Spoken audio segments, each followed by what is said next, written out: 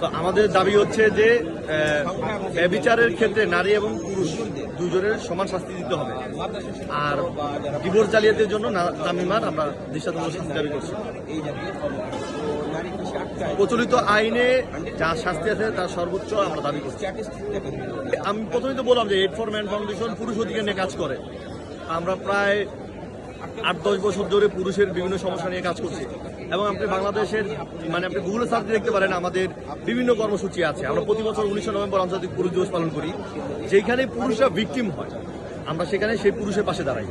ফলে এটা আমাদের একটা কাজ, পুরুষের অধিকার রক্ষা করা, এবং এটার জন্য আমরা দীর্ঘ 10 বছর ধরে লড়াই করতেছি। শুধু রাকিব বা তামিমার ঘটনা, নাসির বা তামিমার ঘটনা বিষয়টা তা না, আমরা যে কোনো ভিকটিম পুরুষের পাশে দাঁড়ানোর চেষ্টা করি। এখানে অবশ্যই রাকিব ভিকটিম, কারণ সে তার কষ্টার্জিত টাকা দিয়ে এই তামিমাকে লেখাপড়া করাইছে, প্রতিষ্ঠিত হওয়ার জন্য হেল্প করছে। যখন সে প্রতিষ্ঠিত হয়েছে, সে পরিপূর্ণভাবে ডিভোর্সের কোনো পরিপূর্ণভাবে ডিভোর্স দেওয়া লাগে সেই ধরনের কোনো নিয়ম না মেনে পরক্রিয়া করে অন্য একটা প্রতিষ্ঠিত পুরুষের কাছে চলে গেছে। এইখানে পুরুষের অধিকার খর্ব হয়েছে, কারণ যেন তেনভাবে ডিভোর্স দিয়ে যাওয়া যায় না। আর আপনারা জানেন যে আমাদের কাছে প্রচুর প্রবাসী পুরুষরা আমাদেরকে বিভিন্ন সময় ফোন দেয়, তাদের স্ত্রীরা পরিপূর্ণভাবে ডিভোর্স না দিয়ে তার টাকা পয়সা নিয়ে পরক্রিয়া করে চলে যায়। যেহেতু পরক্রিয়া শাস্তি নাই, সেহেতু নারীকে আমরা শাস্তির আওতায় আনতে পারি না, এবং এই ভিকটিম পুরুষরা ন্যায় বিচার চাইতে পারে না।